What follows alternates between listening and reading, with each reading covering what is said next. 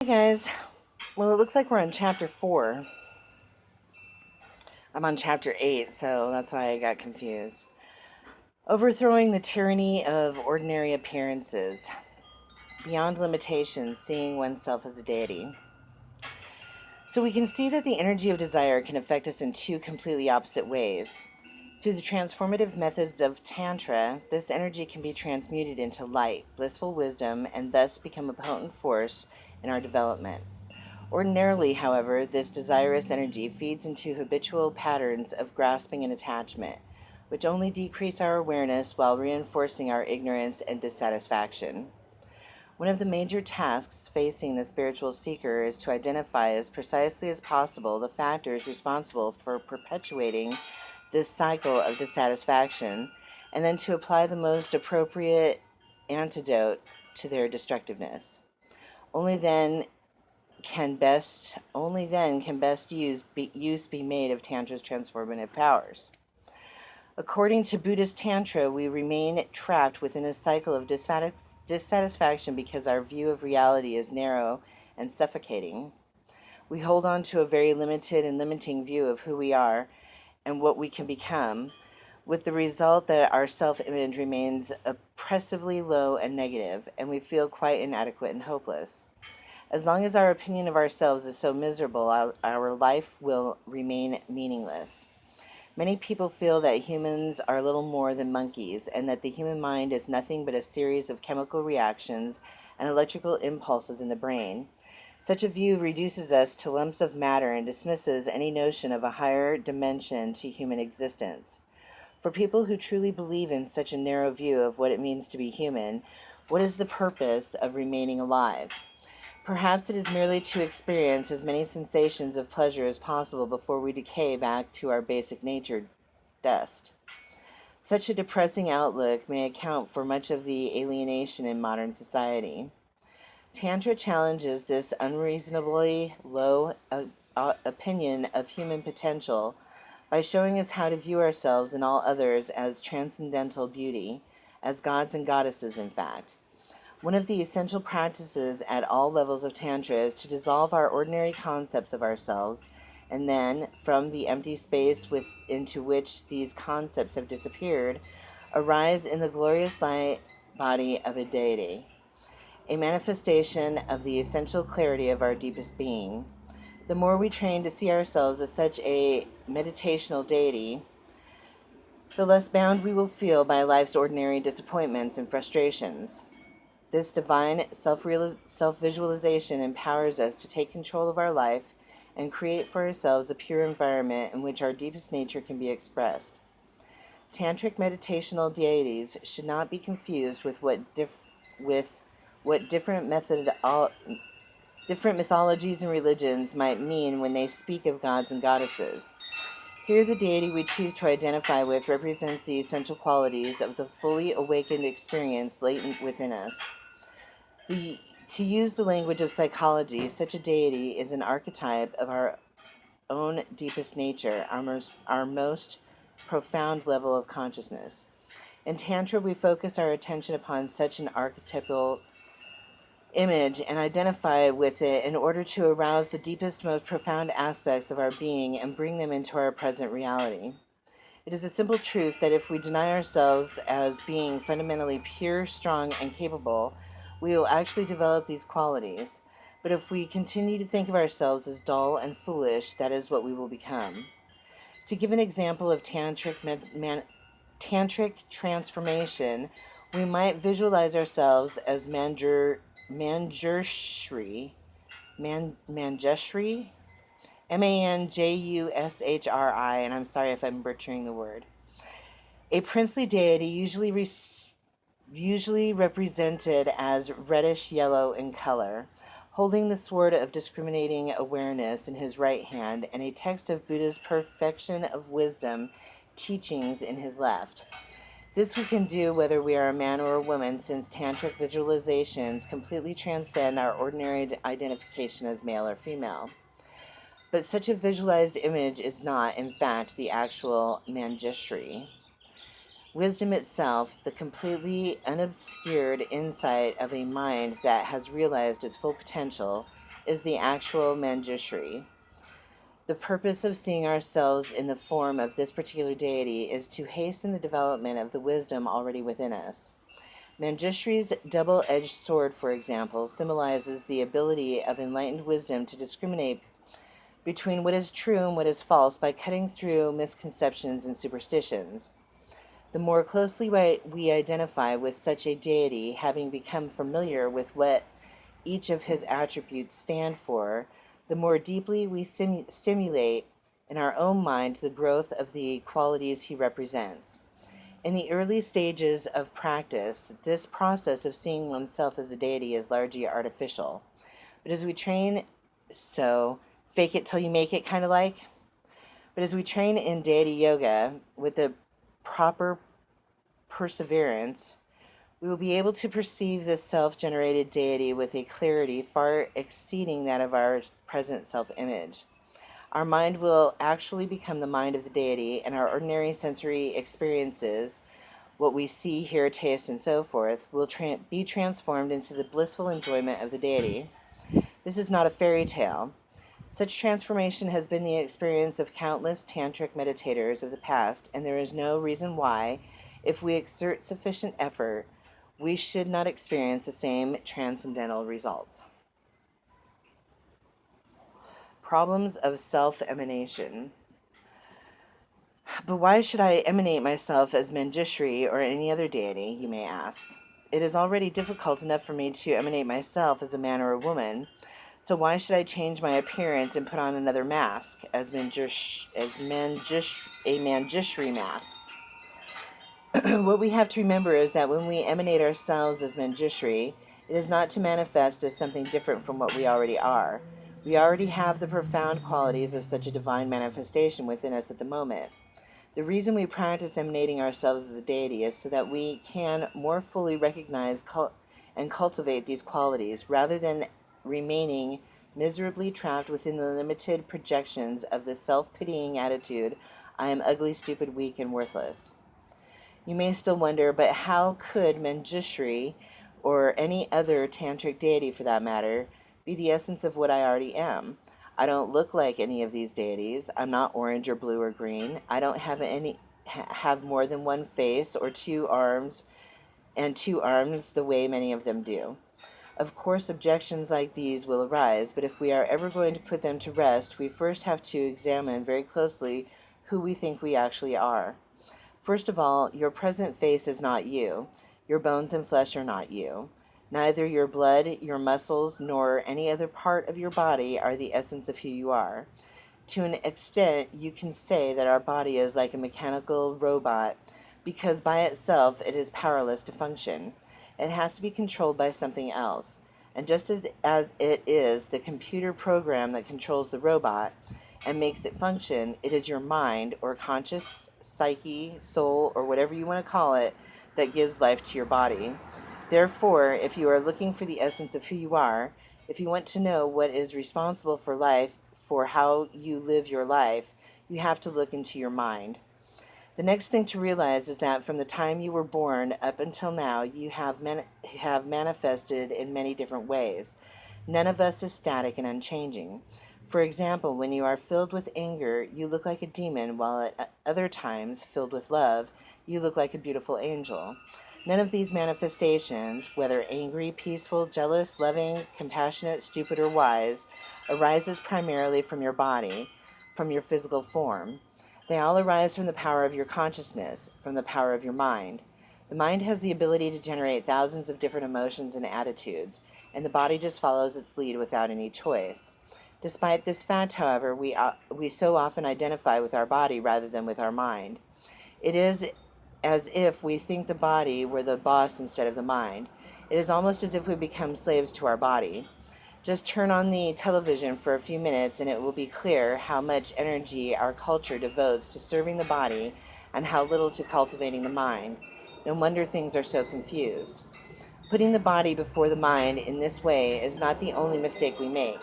We also fail to realize that our gross physical body is not the only body we possess. More will be said about this later, see Chapter 10. But briefly stated, within the confines of our ordinary physical form exists a subtler conscious body, so called because it is intimately connected with deep levels of consciousness. It is from these subtler levels that the potential energy of blissful wisdom arises, an energy capable of transforming the quality of life completely. Tantric deities symbolize the full development of this blissful wisdom energy, and that is why we can say that such a deity, no matter what color it is or how many faces it has, represents the essence of who we are and what we can become. Deity yoga, therefore, is not involved with fantasizing about the impossible. Rather, it is an extremely practical method for living up to our highest potential through systematic training and profound transformation of our human consciousness. Although Deity Yoga might seem very unfamiliar and impractical at first, we can get a glimpse of how effective it is by thinking of similar techniques that have already demonstrated their value even to the skeptical West. For instance, there are many documented cases where people have cured themselves of cancer and other serious illnesses solely through the process of creative visualization. Instead of holding on to the view, my body is filled with cancer and I am dying, these people see themselves as whole and healthy. The image of being diseased is released from the mind and replaced by an image of radiance and vitality. On many occasions, this approach has proven effective even after doctors have given up all hope. The health of body and mind is primarily a question of our self-image. Those people who think badly of themselves, for whatever reasons, become and then remain miserable, while those who can realize and draw on their inner resources can overcome even the most difficult situations. Deity yoga is one of the most profound ways of lifting our self-image, and that is why Tantra is such a quick and powerful method for achieving the fulfillment of our tremendous potential. The biggest obstacle standing in the way of our successful transformation into such a deity is our persistent belief in ordinary appearances. As long as we remain the ordinary vision we have of ourselves, there is no place for seeing ourselves as an enlightened being. We cannot truly see ourselves as possessing a deity's transparent body of light if we continue to identify so strongly with our gross physical form, and we will never be able to contact the essentially pure nature of our own being if we continue to think that our mind's fundamental nature is nothing but the delusions and gross concepts that pass through it. Therefore, if we truly wish to achieve the satisfaction of complete self-fulfillment, we must find a way to break free from the tyranny of ordinary appearances and conceptions. We must gain a heartfelt appreciation of how disastrous it is to continue relating to our body and our mind, and therefore our self-image, in the gross and limiting ways we do now. We need to understand that our naive acceptance of ordinary appearances only makes us more and more confused, insecure, and dissatisfied. Any tendency we have toward indecision and fear is a symptom of our dualistic mind, the mind that churns out a seemingly endless succession of contradictory thoughts. I hope I look good, but I'm afraid I look bad. It also demonstrates how superficial the judgments we make about ourselves usually are. After all, physical appearance is not a true measure of the actual worth of any man or woman.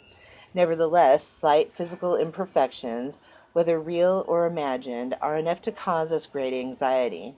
There are even people who feel so ugly, so utterly worthless, so full of self-loathing, that they starve themselves to death. This is an extreme example, of course, but I think most of us put ourselves down and make ourselves miserable for one reason or another. The mind distracted outward. It sometimes seems that our mind is running in every direction at once, turning to this and that in a desperate search. But for what? We are looking for an unnamed something that will satisfy our longing for stability and security. We pass from one thing to another, hoping that the next experience will contain whatever it is we are looking for. As a result, our mind is constantly distracted. It is difficult to focus all our attention on what we are doing because part of our mind is already dissatisfied and has begun to search for that elusive something else. Even when we are doing something that we enjoy, we lose our concentration so easily. Thus, not only do we fail to discover a higher meaning and purpose to our life, we are often unsuccessful in our mundane affairs as well.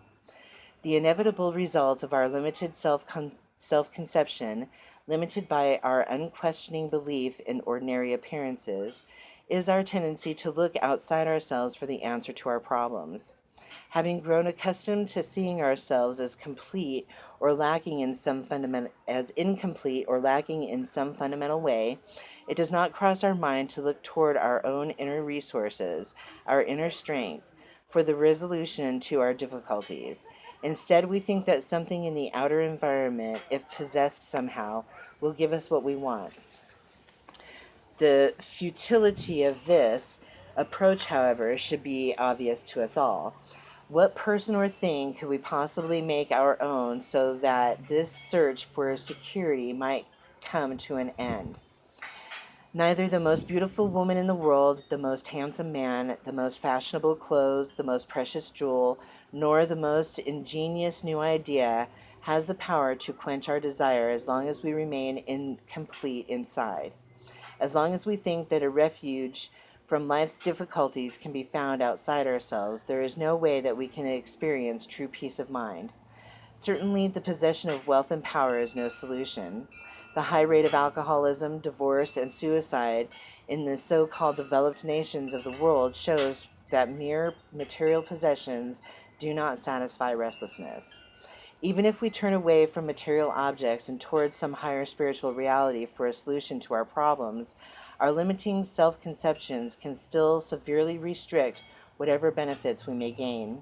It is common for people who take a religious path to feel that there is an unbridgeable gap between themselves, stranded down here in the mud, and some higher being way up in the sky somewhere. The lower our opinion of our own potential, the more pitiful are the players that we make. The more pitiful are the prayers that we make. We may cry, "Please save me, God. Please help me, Buddha." But as long as we remain wrapped in our own self-pity, it is questionable how much benefit we can receive. The challenge of exploring inner space. The tantric technique of identifying ourselves as a deity is a direct opponent to this self-pitying attitude. The more we may identify ourselves as having a body and mind of pure, clear light, the more we open ourselves up to the beneficial forces existing inside and outside ourselves.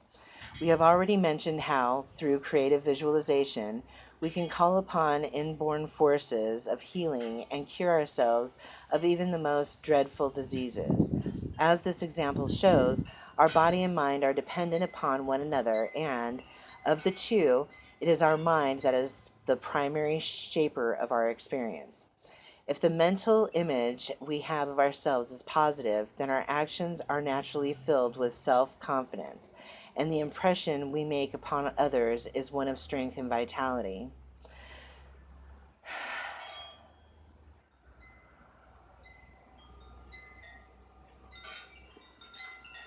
I don't even want to talk about how I was living that fucking life, creating my reality, and how it feels to have that shit stolen from you. So, fucking whatever. Believe what you want.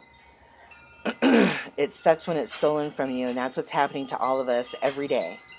Every day, it's being stolen from us. And we allow it.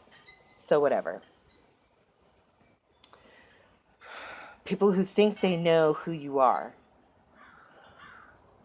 On the other hand, if we have a low opinion of ourselves, we appear weak and ineffective, attract many problems, and easily fall victim to accident and disease. Over and over again, our experiences prove that it is our mental outlook that is fundamentally responsible for whether we are successful or unsuccessful, healthy or ill, attractive or ugly, happy or depressed.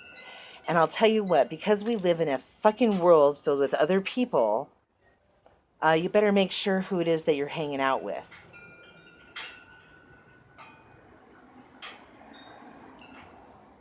And I'm going to have to agree with Seven in his video about what he was saying about these attachments of love. And this is what I'm learning about myself in this through reading this book. This whole system of duality and words Words, words, words, words, and we define them all differently, and we project them onto our reality and onto other people. And it's all duality. It's all duality. So where's the middle road? Love is real. But you're right, unconditional love is not. And I was wrong about that. And unfortunately, well, I take that back. I'm not wrong about unconditional love. I'm wrong about our ability to be able to do it at this time. Doc was right about that. For sure.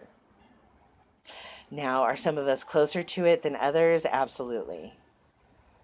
Is that knowledge that we have about it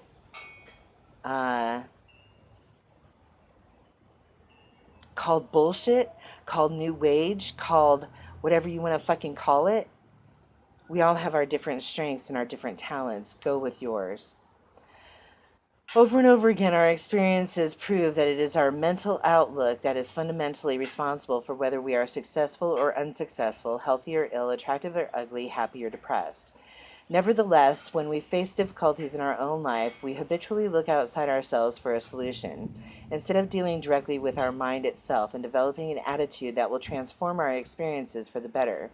We take a much more superficial approach and try to manipulate our outer circumstances in an attempt to solve our problems. Amen. And I'm not fucking perfect. And it fucking sucks. But this never brings lasting satisfaction. It does not matter how many external aspects of our life we change. If these changes are not accompanied by a deep mental transformation, they can only be successful momentarily. Sooner or later, our problems will reassert themselves and we will be as uncomfortable and dissatisfied as before. So this cycle of desire and attachment, this has been going on with me, guys, since I was little. And honestly, I think it's attached to, I think there's a genetic thing that goes way back. You can call it a genetic thing, you can call it a past life thing, you can call it whatever you want. But I think it's just deeper than, if I love my daddy enough, I can make him happy. At any rate. If I love myself enough, I can make myself happy? I don't know. Although we have all a fundamentally pure nature, it is not easy to get in touch with it. The gross way our mind ordinarily functions drowns out this deeper, more subtle vibration to such an extent that we generally remain unaware of its existence. If we truly want to connect with this subtle essence, we need to quiet all distractions and loosen the hold our ordinary appearances and concepts have on us. So let's talk about that quieting of the fucking mind thing and then the distractions. I'm not trying to make any excuses, but I'm surrounded by Wi-Fi where I live. And it doesn't make it any easier. So when I said I was making that copper pyramid hat, it's not some crazy thing. I'm really trying to find a way to block out all the electrical interference that I find is happening in my world. Being surrounded by fucking smart meters. Literally, within 30 feet of me, in a circle all around me. So I'm just trying to figure out a way. And it is what it is. And as long as I don't give up, then what the fuck? In other words, we need to create space in which our essentially pure nature can function uninterruptedly. Then when we employ the tantric techniques of visualizing ourselves as a deity, we will not be pretending. See, now that's a whole other thing. Because I have been living since I was a little girl, since before I can remember. Pretending like everything's okay. Be a good girl for mommy. Be strong for mommy. Everything will be okay for mommy. Take care of baby sister. Not being allowed to be a kid. That's definitely a 3-generation thing now. My mom wasn't allowed to be a kid. I wasn't allowed to be a kid. My daughter wasn't allowed to be a kid. Had to take on these responsibilities, and pretend like everything was okay. That's why I actually function better in the chaos.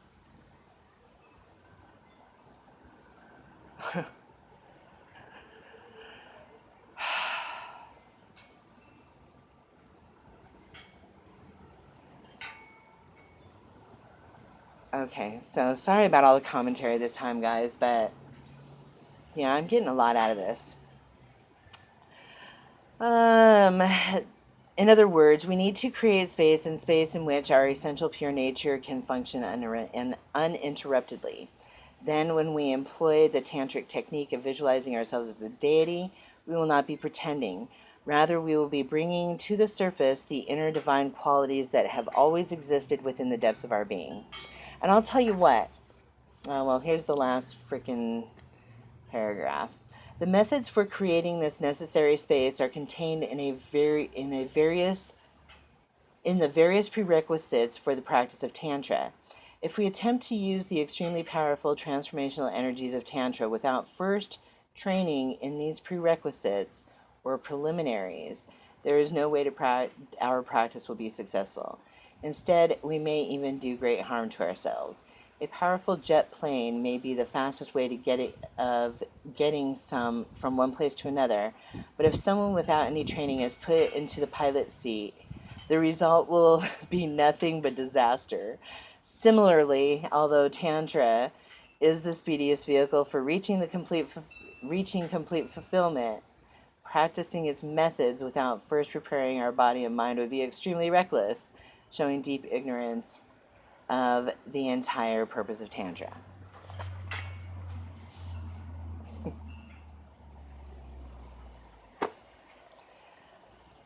I think I need a break just from fucking everything.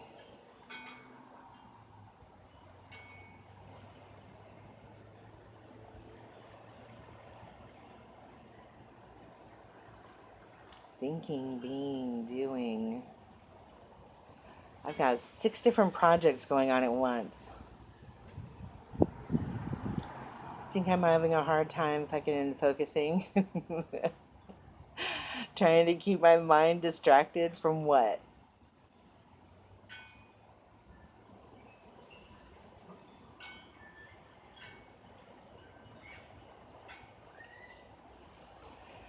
And who's listening anyway?